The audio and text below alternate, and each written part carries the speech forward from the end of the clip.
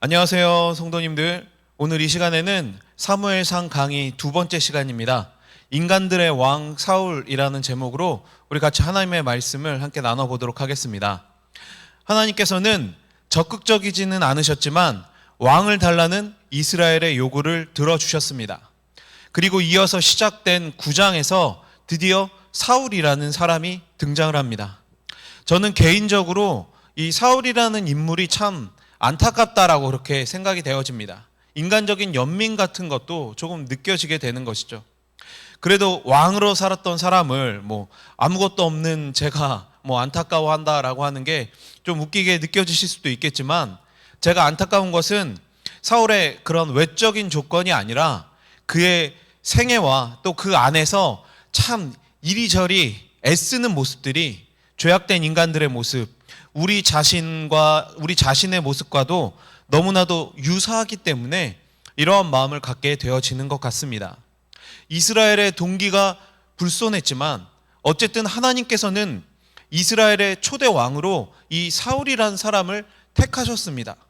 그런데 그는 왜 결과적으로 하나님께 버림을 받게 되었을까요? 왜 다윗과 비교되어서 계속해서 죄로 인해 무너진 인간의 대표가 되었을까요? 하나님의 선택에 담겨진 의미와 또 사울이 보여주는 모습 속에서 우리는 그 답을 함께 찾아보려고 합니다. 그래서 오늘 이 시간에는 9장에서 10장까지를 이야기를 해보도록 할 텐데요. 먼저 이 9장에서 10장까지 나오는 이 본문의 구조를 간단히 살펴보면 이렇습니다. 사울의 사적인 기름 부음이라는 큰 단원 속에서 주인공 사울의 소개, 또 사울이 암나기를 찾아 사무엘에게로 간 이야기, 사무엘이 사적으로 사울에게 기름을 부은 이야기, 그리고 사울에게 준 세 가지 왕의 징표, 그리고 새 사람이 된 사울, 그리고 사울의 은닉과 관련되어서 이것이 한 문단을 이루고 있고요. 두 번째 문단으로는 사울의 공적인 즉위식에 대해서 이야기를 하고 있습니다. 왕의 선택과 즉위식, 그리고 엇갈린 반응들에 대해서 이야기를 나누고 있는 것이 바로 9장과 10장을 구성하는 내용입니다. 이 구조 속에서 오늘은 먼저 이 사울의 기름 부음과 관련하여 그가 왕이 되기 전까지, 왕의 대관식이 있기 전까지의 모습을 함께 살펴보도록 하겠습니다. 첫 번째로 우리가 생각할 것은 바로 사울은 누구인가 라고 하는 것입니다. 1절, 2절 말씀을 보면 이렇게 기록되어져 있습니다. 시간 관계상 제가 다 읽지는 않을 텐데요. 사울은 이 베냐민 지파의 부유한 집안인 기스라는 이 사람의 아들이며 또 매우 준수한 소년이었다라고 그렇게 성경은 기록하고 있습니다. 여기서 준수하다라고 하는 이 표현은 꼭 잘생겼다라고 이렇게 볼 수는 없지만 적어도 신체적인 그의 능력이 매우 출중했다, 다른 이스라엘 사람들에 비해서 매우 훌륭했다라고 하는 것은 확실한 사실인 것입니다.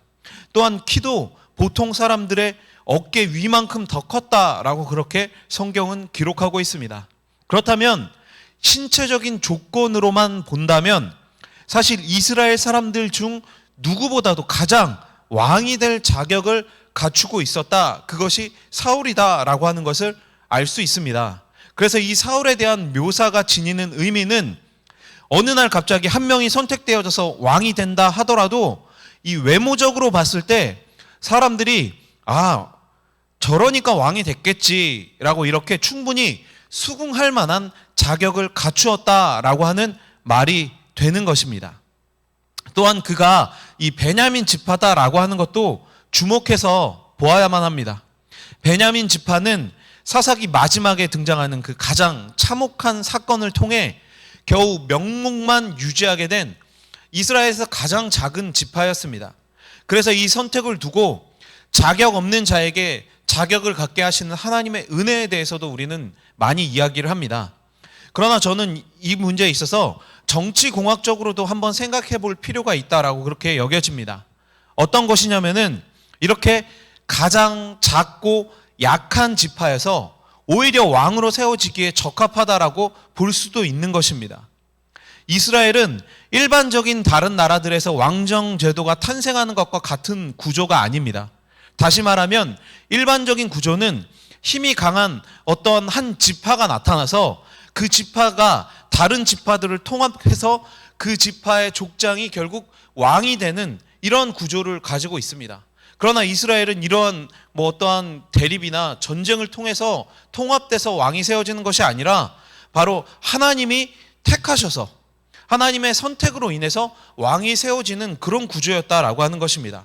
그렇다면 만약 유다나 에브라임처럼 힘 있는 지파에서 왕이 나오게 된다면 하나님은 잠깐 배제해 두고 생각해 봤을 때 각 지파들 사이에 가지고 있었던 이 힘의 균형이 단번에 무너지고 위기가 찾아올 수 있기 때문에 어떤 면에서는 가장 작은 지파에서 왕이 나오는 것이 왕이 갖게 되는 절대 권력을 각 지파들이 적절히 견제하면서 그렇게 힘의 균형을 유지하는 데 도움이 될 수 있다라고 하는 것입니다. 그런데 제가 이렇게 지극히 세상적인 기준으로 사울이 왕이 되기에 합당한 조건들을 이렇게 쭉 열거했는데요. 혹시 이상하다고 느껴지는 부분들은 없으십니까? 왜냐하면 이렇게 조건들이 다 딱딱 맞아떨어집니다. 그렇다면은 굳이 하나님이 택하시지 않아도 괜찮다라고 하는 그런 생각이 들기 때문입니다. 역으로 말하면 하나님은 외모를 보시지 않으신다라고 했는데 결국 말뿐이고 하나님도 사람의 이런 조건을 보시는구나.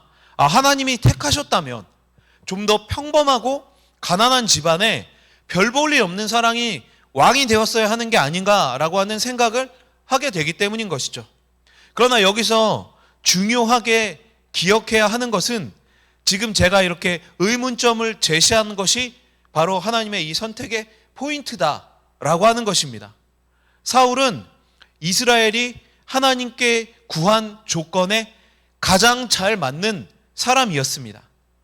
이스라엘은 다른 나라들처럼 왕이 다스리는 나라를 원했는데 하나님이 그들이 원하는 대로 해주시기 위해 정말 다른 나라들처럼 소위 말하는 좀 있어 보이는 왕을 택해 주셨다라고 하는 것입니다. 그러나 분명한 것은 이러한 그 사울의 이상적인 조건들이 하나님을 만족시켜 주지는 못했다는 것입니다. 그럼에도 하나님께서 이런 선택을 하신 이유가 무엇일까요? 쉽게 표현하면 이런 것입니다. 자, 이제 너희들이 요구하는 그대로 딱 맞는 사람을 내가 택해 주었다. 그런데 이제 정말 너희가 원하고 너희가 바라는 대로 되는지 한번 지켜보자. 하나님께서 이렇게 말씀하고 계시는 것입니다. 하나님께서는 이제 이 이스라엘이 사울 왕의 통치를 겪으면서 자신들이 요구했었던 것의 문제, 자신들이 가지고 있었던 가치의 문제가 무엇인지를 생각해 보기를 원하셨던 것입니다. 그리고 그 이후에 하나님께서 이제 세우실 진정한 왕 다윗의 시대를 준비하도록 하셨다라고 하는 것이죠.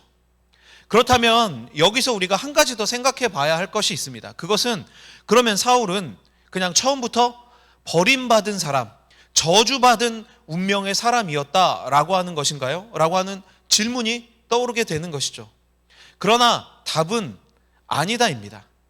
하나님께서는 죄악된 인간들에게 한없는 자비를 부어 주신 것처럼 사울에게도 영을 부어 주셨고 은혜를 허락해 주셨습니다. 다윗을 예비하셨지만 그렇다고 사울을 처음부터 그냥 조금 쓰다가 버릴 이런 도구 정도로 보시지 않으셨다라고 하는 것입니다. 그 증거가 바로 하나님의 영이 사울에게 임한 것입니다. 버린 사람에게 하나님께서 영을 부어주실 리가 없습니다. 그렇다면 이 사울이 타락하게 된 계기는 바로 하나님의 버림이 아니라 하나님을 거부하고 자신을 높이는 교만에 사울이 사로잡히게 되어진 것이 그것이 우선이 되는 것입니다. 사울이 하나님을 잘 섬겼다 한다 해서 당신께서 하신 말씀에 오류가 생길 일은 없습니다. 결국 모든 인간과 마찬가지로 사울도 자유의지를 가지고 하나님께 큰 은혜를 입었지만 결국 하나님을 부인하고 자기의 욕심과 자기의 생각대로 따르는 길로 나아가게 되어졌다라고 하는 것입니다. 사울의 버려짐과 관련되어서는 우리가 사실 이후에 이제 계속해서 살펴볼 주제이기 때문에 이 정도로 간단히 이야기하고 넘어가도록 하겠습니다. 그렇다면 이제 우리가 두 번째로 생각해 볼 단어는 바로 하나님의 섭리입니다. 이렇게 사울이라는 이름이 알려졌고 아버지가 잃어버린 암나귀들을 찾아 길을 떠나게 함으로써 그의 첫 행보가 시작이 되어집니다. 구약 성경은 이 섭리, 우리가 너무 좋아하고 너무가 잘 알고 있는 이 섭리라는 의미를 가진 단어가 직접적으로 나타나진 않습니다.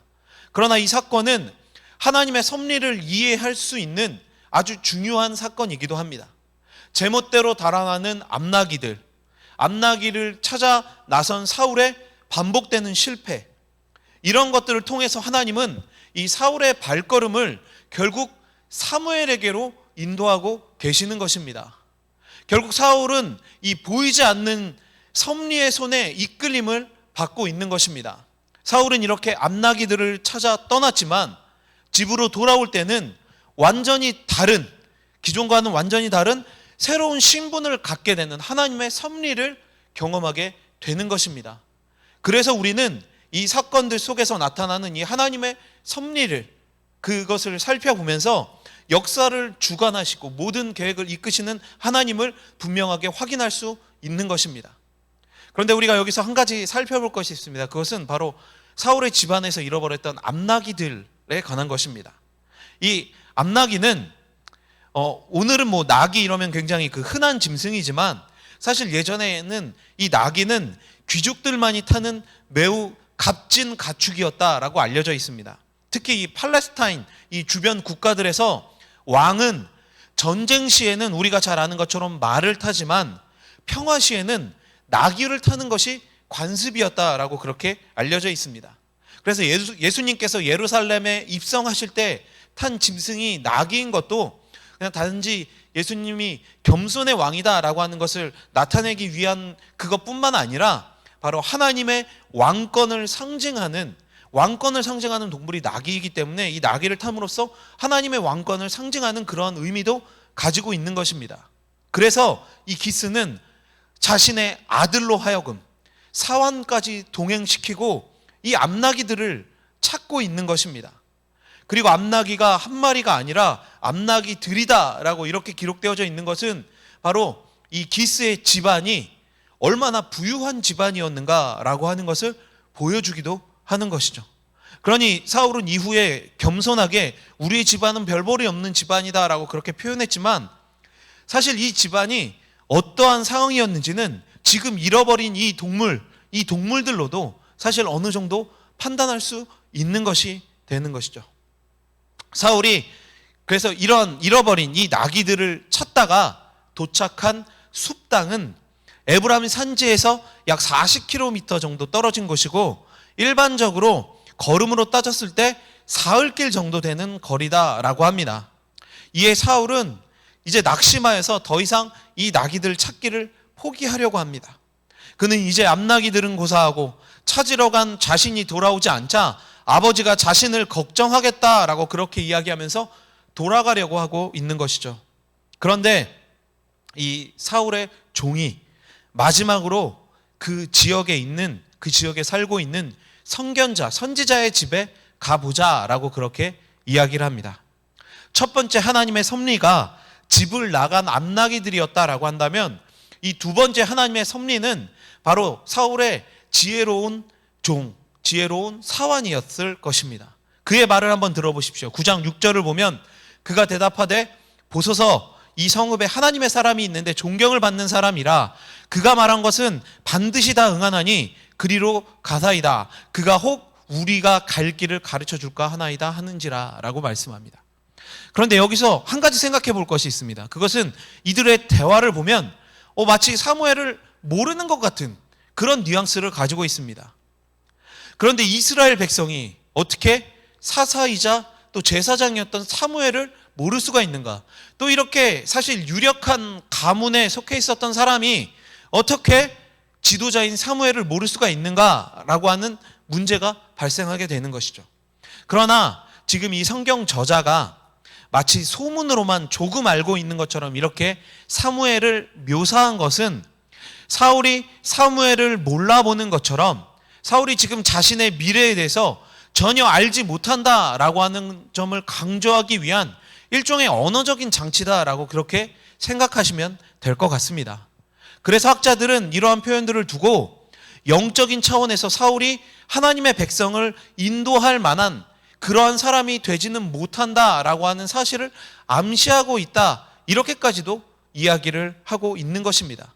그러니까 여러 가지 의미들을 내포하면서 사울이 사무엘을 모르는 것 같은 그러한 상황을 연출하고 있다라고 그렇게 생각하시면 될 것입니다. 이제 다시 이야기로 돌아가서 사울은 그 선지자가 있다라고 하는 것은 알았지만 그 사람에게 줄 예물이 자기가 지금 없다라고 이렇게 답을 합니다. 여기서도 우리가 오해하지 말아야 할 것은 그러면 사무엘이 돈을 받고 하나님의 뜻을 알려주는 마치 지금의 무당과도 같은 그런 역할을 한 것은 아닌가라고 하는 생각을 할 수도 있게 되어지는 것이죠.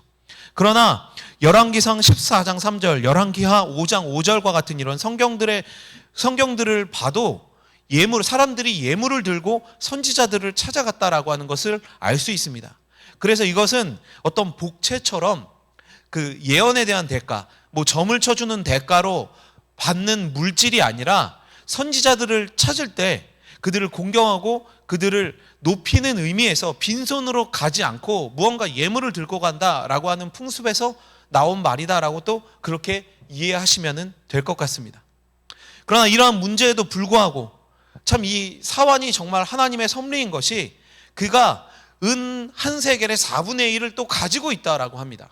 그러니까 안심하고 하나님의 사람을 찾아갈 수 있게 된 것이죠. 그리고 드디어 사무엘을 만나게 됩니다. 12절에서 14절에서는 사무엘이 산당에서 제사를 드리고 있음이 나타납니다. 산당은 대체로 마을 밖에 넓은 뜰에 세워진 제단을 의미합니다. 그런데 우리가 계속해서 생각해 볼 문제들을 제가 알려드리고 있는데 이것도 반드시 우리가 생각해야 합니다. 어떤 것이냐면요, 사무엘은 왜 실로에 있는 장막을 두고 산당에서 제사를 드렸을까라고 하는 의문이 드는 것이죠. 특히 훗날 이스라엘 역사에서 이 신실한 왕들의 최고의 조건으로 여겼던 것이 바로 이 산당을 없애는 것입니다. 그러니까 웬만큼 신실한 왕들도 산당은 없애지 못했다라고 이야기를 하고 있고, 그러니까 이스라엘 역사에서, 왕들의 역사에서 가장 신실하다고 알려진 이 히스기야와 요시야 왕만이 이 산당을 제거했다라고 그렇게 성경에서 구분하고 알려줄 만큼 사실 이 산당은 우상숭배의 중심지로서 많은 문제를 가지고 있음이 드러나고 있는 것입니다. 그런데 그런 산당에서 사무엘이 제사를 드렸다라고 하는 것은 어떻게 이해할 수 있을까요? 일부 학자들은 그래서 이후에 이스라엘 사람들이 산당에서 제사를 드리면서 사무엘처럼 대단한 사사도 산당에서 제사를 드렸지 않느냐라고 핑계를 분명히 댔을 것이다 라고 이렇게 추측하기도 합니다. 그러니까 그렇게 많은 문제를 가지고 있었다라고 하는 것이죠. 근데 이 이유에 대해서 정확하게 성경은 그 이유에 대해서 기록하고 있지 않기에 우리는 먼저는 알 수 없다, 정확하게는 알 수 없다라고 하는 것을 전제하면서도 정황상으로 한번 생각해 볼 것들은 있습니다. 그것은 먼저 당시 성막이 있었던 실로가 이 블레셋과의 전쟁에서 파괴되어서 당장 성막 제사가 불가능해졌기 때문이다라고 그렇게 볼 수 있습니다. 이후에 솔로몬의 때에 성전이 건축되기 전까지 그래서 이스라엘 사람들은 주로 산당에서 여호와께 제사를 드렸다라고 열왕기상 3장 4절 5절에서 기록되어져 있기 때문에 그러한 것이죠. 그리고 또한 우리는 그 법궤가 그 블레셋에게 빼앗겼었던 그 사건에 대해서도 잘 알고 있을 것입니다. 그러니까 이런 여러 가지 상황들을 통해서 결국 이 정황상으로 실로에 문제가 생겼을 것이다 라고 하는 것을 추측할 수 있다. 그래서 임시 방편으로 산당을 세웠을 것이다 라고 그렇게 생각해 볼 수 있다라고 하는 것이죠. 그러나 중요한 것은 정작 성전이 지어진 후에 이스라엘은 이방 종교의 영향을 받아서 이 산당을 이제 폐쇄한 것이 아니라 이 산당을 우상 숭배의 장소로 바꾸어 버렸습니다. 그렇다면 산당은 처음부터 이방 우상들을 위해서 생겨난 것은 아니었지만 이것을 사람들이 변제시켰기 때문에 후대의 선지자들에 의해서 계속해서 이 산당 문제에 대해서 지적을 받았던 것이고 이것이 하나님의 분노의 대상이 되었다라고 하는 것으로 볼 수 있을 것입니다. 그렇기 때문에 이 모든 문제의 원흉이 사무엘이다, 어떻게 사무엘이 산당에서 제사를 드렸는가 라고 하는 이런 식으로까지 우리가 생각해 볼 필요는 없다라고 하는 것입니다. 그리고 이제 우리가 세 번째로 생각해 볼 것은 그 사울의 기름 부음에 관련된 이야기입니다. 역사의 주관자이신 하나님께서는 사울이 도착하기 전날 사무엘에게 이미 사울의 사명에 관련된 이야기를 하셨습니다. 9장 16절을 보면 내일 이맘때에 내가 베냐민 땅에서 한 사람을 내게로 보내리니 너는 그에게 기름을 부어 내 백성 이스라엘의 지도자로 삼으라. 그가 내 백성을 블레셋 사람들의 손에서 구원하리라. 내 백성의 부르짖음이 내게 상달되었으므로 내가 그들을 돌보았노라 하셨더니 라고 말씀합니다. 좀 쉽게 구분하면요, 이렇습니다. 첫 번째로는 사울에게 기름 부어 이스라엘의 지도자로 삼으라 라고 하는 것이고, 두 번째로는 사울의 이스라엘을 블레셋의 손에서 구원할 것이다 라고 하는 것입니다. 그리고 세 번째는 내 백성의 부르짖음이 내게 상달되었다 라고 하는 것입니다. 이 소명을 얘기하는 이 말씀 속에서 사실 아직 왕이라는 용어가 등장하지는 않습니다. 이것은 아직 왕이 아니라 왕으로 지명이 될 자다라고 하는 뜻을 가지고 있기 때문인 것으로 생각해 볼 수 있는 것이죠. 그리고 이제 본문의 이 흐름은 사실 굉장히 유사한 구조를 한 가지가 가지고 있습니다. 그것은 무엇이냐면 출애굽 사건과 모세와 굉장히 유사한 연관성을 가지고 있다라는 것이죠. 그러니까 과거 이집트의 압제로 인한 이스라엘의 부르짖음이 여호와께 상달되었습니다. 그리고 하나님께서 모세를 세워 바로의 손에서 이스라엘을 구원하게 하셨던 것처럼 이제 하나님께서 사울을 세워 블레셋의 손에서 이스라엘을 구원하려 하신다라고 이야기를 하고 있는 것입니다. 또한 하나님께서 이 얘기를 하시면서 두 군데 공통적으로 이제 사용한 것이 바로 내 백성이다라고 하는 것인데, 이 내 백성은 출애굽 때부터 사용된 용어입니다.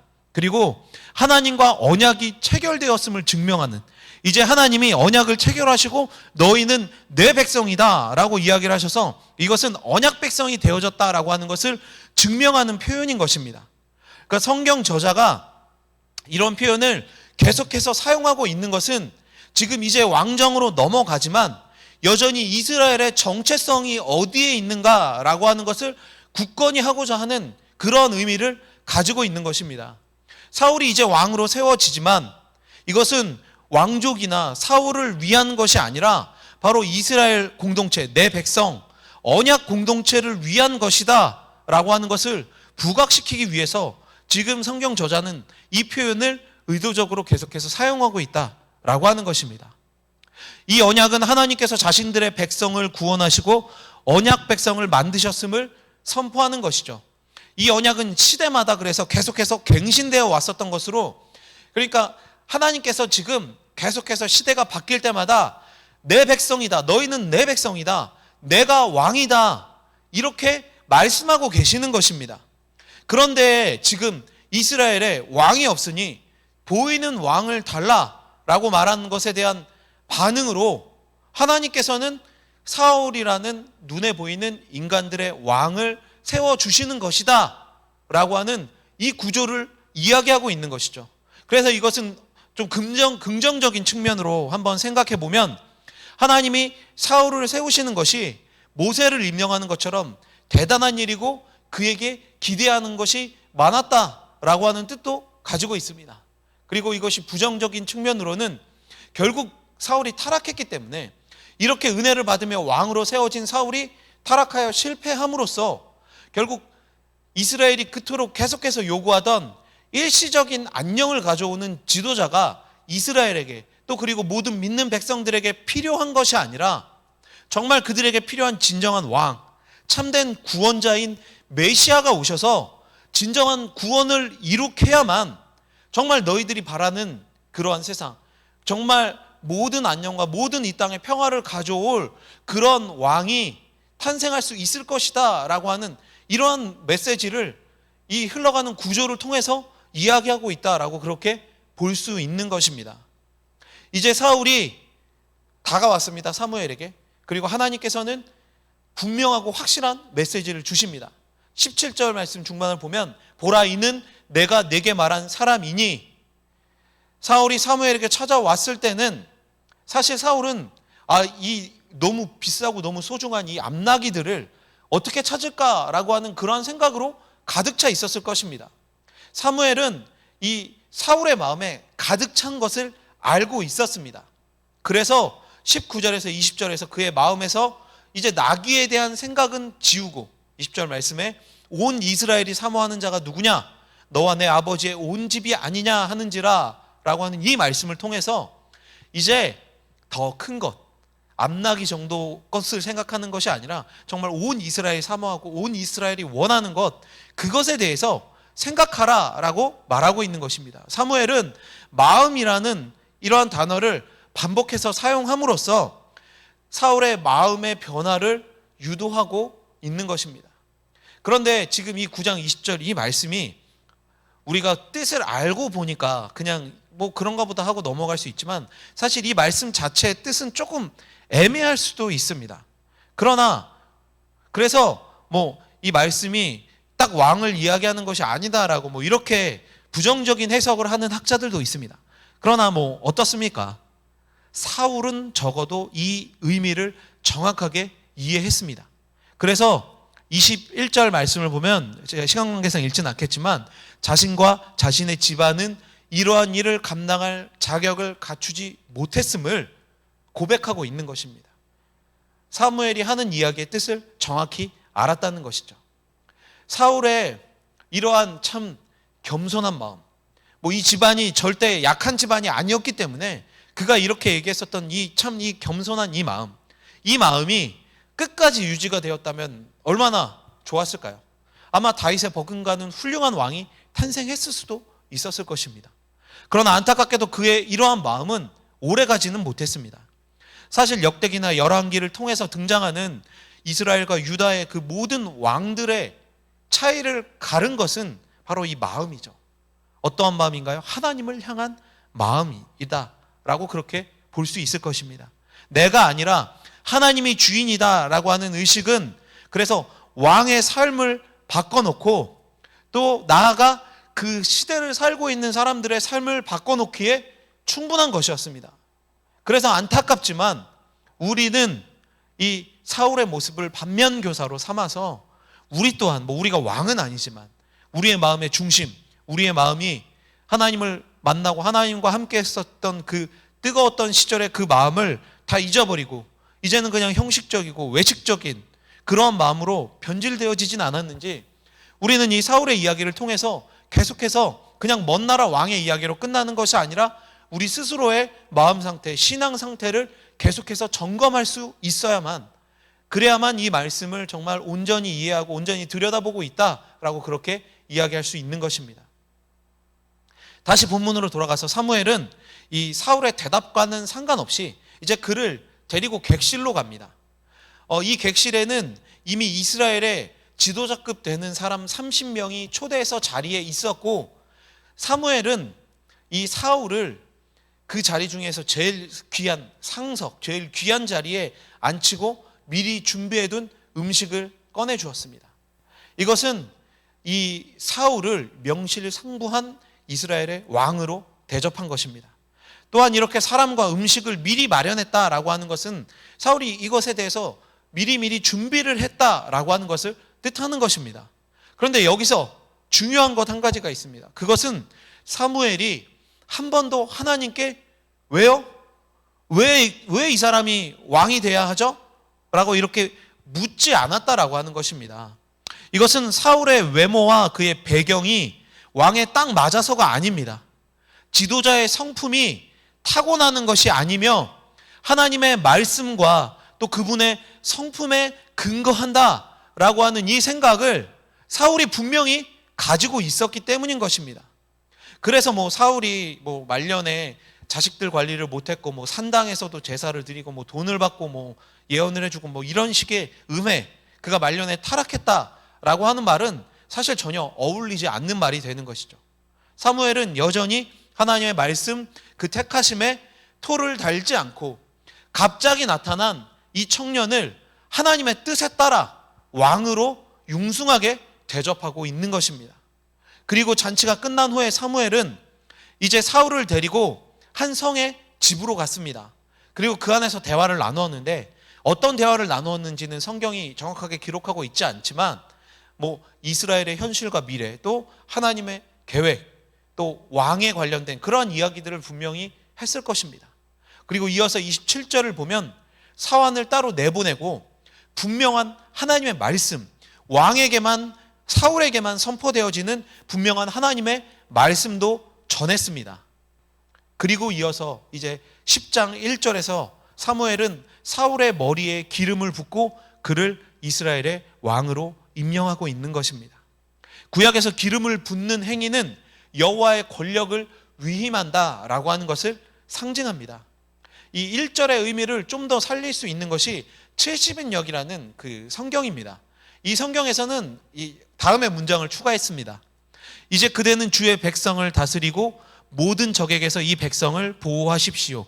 이제 주께서 그대를 택하셔서 당신의 백성을 다스릴 통치자로 삼으신 증거를 보여드리겠습니다. 조금 더 이해가 잘 되시죠? 사무엘이 사울에게 계속해서 말하고 또 가르치고 있는 이 구조는 사울이 그분의 백성을 통치하고 구원한다라고 하는 것입니다. 70인역에서도 이 두 개념을 말하고 있는 것입니다. 왕의 역할은 내가 다 가지는 것이나 하나님을 대신해서 내가 하나님의 자리에 서는 것이 아니라 하나님과 백성 사이에 선 역할이다 라고 하는 것입니다. 사울의 백성이 아닙니다. 하나님께서 주신 사울의 백성이 아니다 라고 하는 것입니다. 하나님의 백성인 것이죠. 그 백성을 하나님을 따르는 올바른 길로 이끄는 것이 바로 이스라엘의 왕이 해야 할 일이다 라고 하는 것입니다. 아마 이 부분을 사무엘은 중점적으로 사울에게 이야기했을 것입니다. 그렇다면 반대로 이 백성이 내 백성이다, 내 것이다 라고 여길 때 문제가 발생하게 되는 것입니다. 사울이 본격적으로 이성을 잃고 죄의 길로 나아가는 발단이 된 이스라엘의 노래가 있습니다. 사울이 죽인 자는 천천히요, 다윗이 죽인 자는 만만이로다 라고 하는 이 노래죠. 이 노래에서 사울이 분노한 포인트가 무엇이겠습니까? 결국 내 것인데, 내 백성인데, 내 나라인데 그것을 다윗에게 빼앗기겠다라고 하는 질투와 교만에 사로잡힌 것이 바로 포인트가 되는 것입니다. 결국 왕이 교만하여서 하나님의 자리를 침범하려고 이 백성이 내 백성이고 내 것이다, 이 권력이 다 내 것이다 라고 그렇게 여기고 행동하면 결국은 문제가 발생한다 라고 하는 것이 이 사울과 다윗의 이야기를 통해서 나타나고 있는 것이고 이후에 있는 수많은 왕들의 역사 속에서도 증명이 되어지고 있는 그러한 사실이 되어지는 것입니다. 이 부분도 우리가 앞으로 계속해서 살펴볼 테니까 이 정도로 하고 넘어가도록 하겠습니다. 이제 사무엘은 이렇게 사울의 왕에 대해서 설명한 다음에 세 가지 왕의 징표를 줍니다. 이 일들이 나타나면 이 일이 하나님께서부터 계획하신 일이다라고 하는 것을 받아들여라 라고 하는 의미인 것이죠. 그중 첫 번째는 사울은 이제 집으로 돌아가는 길에 라헬의 묘실 곁에서 두 사람을 만나 암나기들을 찾았다라고 하는 소식을 듣게 된다는 것입니다. 특별히 이 대화가 나오는 배경이 어디냐면 라헬의 묘실입니다. 베냐민 지파 사람인 이 사울에게 라헬은 그들의 직계조상 할머니가 되는 것이죠. 그들의 탄생과 직결되어져 있는 그 사람, 가장 중심이 되어지는 이 사람의 그 묘가 있는 곳에서 이제 이스라엘의 왕이 되게 되어진다라고 하는 것은 그래서 굉장히 상징적인 의미를 가지고 사울에게 더 큰 감사를 불러일으킬 만한 장소가 바로 이 라헬의 묘실이었다라고 하는 것입니다. 그리고 두 번째로는 사울이 다볼 상수리 나무에 이르면 베델로 예배 드리러 올라가는 세 사람이 있을 것인데 그들을 만나고 그들이 그에게 빵 2덩이를 줄 것이다 라고 하는 것입니다. 여기서도 장소가 베델이라는 곳이 등장합니다. 특별히 이들이 가지고 올라가고 베델로 올라가고 있었던 그 재료는 보면 염소 새끼와 떡과 포도주 한 가죽 부대입니다. 이것을 보면 이들이 예배를 드리러 올라가는 행렬이다라고 하는 것을 알 수 있는 것이죠. 그런데 여기서 이 떡에 대해서 이런 해석이 있습니다. 이 떡은 진설병이다라고 70인역 성경은 말하고 있습니다. 그렇다면 이 진설병이 무엇이냐? 진설병은 왕과 제사장만이 먹을 수 있는 것으로 이 사울의 인명의 거룩함, 이것이 하나님께서 기인한 것이다 라고 하는 것을 상징하게 되어지는 것이죠. 그리고 또 만약 이 떡이 왜 진설병이냐 이렇게 생각한다 할지라도 결국 왕이 되어서 이 떡을 통해서 이스라엘 백성들의 필요를 공급하게 될 자다라고 하는 뜻으로도 생각해 볼 수 있는 것입니다. 그러니까 이 떡이 어떠한 의미를 가지고 있다라고 하더라도 이것이 그 왕의 자격을 내포하는 의미로 작용한다라고 생각할 수 있는 것이죠. 그리고 세 번째로는 선지자들을 보고 예언을 하게 될 것이다 라고 하는 것입니다. 이것은 다시 말하면 사울이 성령을 받아 새 사람이 될 것이다 라고 하는 것을 말해주고 있는 것입니다. 하나님께서는 누군가에게 사역을 맡기시기 전에 언제나 능력을 주십니다. 사울도 먼저 하나님의 능력을 받아 그분의 능력으로 이스라엘을 통치하고 구원해야 한다라고 하는 것입니다. 자신이 가진 지식이나 능력에 의해 하나님의 역사가 이루어지는 것이 아니라 오직 하나님이 주시는 새 마음과 새 영으로 이스라엘을 통치해야 한다라고 하는 것을 이 징표를 통해서 말씀해 주고 계시는 것이죠. 그리고 이렇게 세 가지 징표를 이야기해 주신 다음에 어떻게 보면 사울에게 가장 난해한 요구를 한 가지를 더 하십니다. 그것은 바로 7일 동안 기다려라 라고 하는 것입니다. 왕으로 가장 먼저 해야 하는 것이 기다리는 것이다. 네, 그래서 이 부분은 참 그 다양한 해석들을 가지고 있습니다. 7일이 안식일을 가리킨다라고 말하기도 하고 본문 배치의 오류다라고 그렇게 이야기를 하기도 하는 등 참 다양한 해석들이 존재합니다. 그러나 우리가 이해할 때 이것은 그러한 해석들을 통해서 생각해 볼 것이 아니라 완전한 하나님의 때를 기다려야 한다라고 하는 그러한 말로 받아들이면 좀 더 이해하기 쉬울 것입니다. 훗날에 사울은 블레셋과의 전쟁에서 사무엘을 기다리다가 기다리지 못해서 결국 자신이 제사를 드리는 치명적인 실수를 범하게 되어집니다. 그래서 이 말은 사실 지금의 사울에게 적용할 수도 있고 훗날의 사울에게도 계속해서 적용할 수도 있는 것입니다.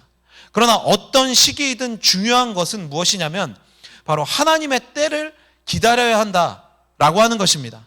하나님은 때와 시기에 있어서 한 번도 때와 시기뿐만 아니라 모든 문제에 있어서 한 번도 실수하지 않으십니다. 하나님은 언제나 자신의 계획과 자신의 생각하시는 그 모든 일들을 실수 없이 진행하시는 분이시죠. 또한 사울의 인생에서 가장 실패한 것이 바로 이 기다리는 것이었다라고 하는 그러한 의미에서 생각해 볼 때 이 7일을 기다려라 라고 하는 이 의미는 그의 인생 전반에 있어서 가장 중요한 교훈이 되어지는 말씀이다 라고 그렇게 볼 수 있을 것입니다. 그리고 이 세 가지 징표 중에서 마지막 세 번째 징표만을 굉장히 자세히 설명을 하고 있습니다. 이것은 이 징표들 중에 이 세 번째가 가장 중요하다라고 하는 의미를 담고 있는 것이죠. 사울이 사무엘을 떠날 때 여호와께서 9절 말씀을 보면 그에게 새 마음을 주셨습니다. 6절에서는 마음이 아니라 영을 통한 새 사람을 약속하셨고 이것이 10절에서 12절 말씀을 통해서 성취되었습니다. 그렇다면 앞에서 언급했었던 이 마음은 사울이 사무엘을 만난 후에 변화되어서 새 마음을 품은 새 사람으로 변화되어진다. 이러한 흐름을 가지고 있다. 그래서 마음이 계속해서 등장했었고 이 마음이 새로운 마음으로 변화되어지면서 이것이 새 사람으로 이어졌다라고 하는 그런 구조를 통해서 이 흐름을 우리가 알 수 있게 되어지는 것입니다. 그의 변화되어짐은 하나님의 영에 사로잡혀 예언을 하는 장면에서 절정을 이룹니다. 11절 말씀에 전에 사울을 알던 모든 사람들이 사울이 선지자들과 함께 예언함을 보고 서로 이르되 기스의 아들에게 무슨 일이 일어났냐 사울도 선지자들 중에 있느냐 하고 라고 말씀합니다. 평소에 사울을 알고 지내던 사람들이 이 사람이 정말 사울이 맞나? 막 이렇게 믿을 수 없을 만큼 획기적인 변화가 그에게 있었다라고 하는 것입니다. 그러나 이 사울도 선지자들 중에 있느냐라고 하는 이 말이 지닌 의미는 생각해 볼 필요가 있습니다. 이 말이 뭐 긍정적인 의미다라고 이야기하기도 하고 또 부정적인 의미다라고 그렇게 이야기를 하기도 합니다. 그러나 뭐 이 말 자체에 어떤 의미 부여를 하기보다는 사울이 선지자여서 예언을 한 것이 아니라 하나님이 그를 왕으로 세우셨다라고 하는 이 사실을 입증하기 위해서 그가 일시적으로 선지자처럼 예언을 하게 되어졌다라고 하는 징표적인 의미를 우리는 좀 중심적으로 생각해 볼 필요가 있고, 뭐 이것이 뭐 비꼬는 말이다, 뭐 이후에 속담이 되어졌기 때문에 분명 다른 의미가 있다라고 뭐 이렇게 너무 여러 가지 생각을 하지는 않는 것이 좋을 것으로 보여집니다. 이제 사울이 집으로 돌아왔습니다. 뭐 집으로 돌아왔을 때 뭐 그거 뭐 달라지는 게 있었겠습니까? 뭐 얼굴에서 뭐 빛이 나고 뭐 옷이 뭐 휘어지고 뭐 이런 변화는 나타나진 않았겠죠. 그러나 그 속 사람은 완전히 다른 마음을 품은 새 사람이 되었을 것입니다. 사울의 숙부가 그 갔다 왔었던 일에 대해서 물었지만 사울은 암나기를 찾은 것 외에는 아무것도 말하지 않았다라고 성경은 기록하고 있습니다. 그것은 사무엘이 공식적인 왕위 임명까지 비밀을 유지해라라고 말했을 수도 있고, 또 이 사실을 말해봤자 사실 이 이야기를 누가 믿을 수가 있겠습니까? 그러니까 믿을 사람도 없기 때문에 말하지 않았을 수도 있을 것입니다.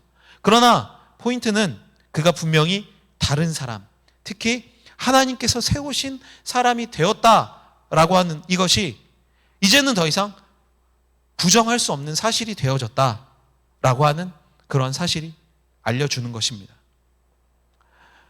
오늘 이 시간에는 이렇게 사울의 소개와 그가 미스바에서 또 대관식을 치르며 왕으로 등극하기 바로 그 전까지의 과정을 살펴보았습니다.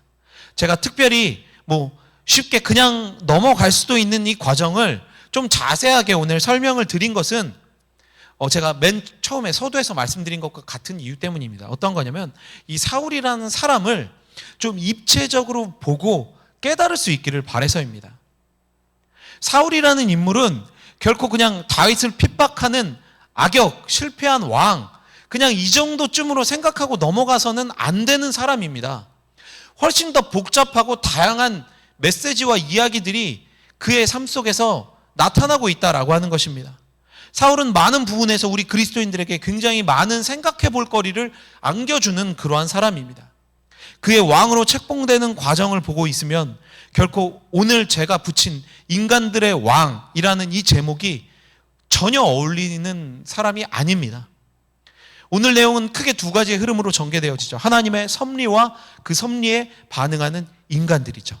말씀에 순종하는 사무엘의 모습은 더 말할 나위가 없는 것이고, 사울이 보여주고 있는 이 모습도 사실 우리가 뒷부분의 내용을 알고 있어서 그렇지 그 내용을 알지 못한다면 이 사람 뭔가 굉장히 신실한 왕이 될 것 같은데? 라고 하는 충분히 기대해 볼 만한 그런 왕의 모습을 가지고 있는 것입니다. 우리 그리스도인들도 마찬가지인 것이죠. 우리는 하나님의 주권적인 인도하심과 은혜로 인해 구원을 받고 우리 모두 새 사람이 되었습니다.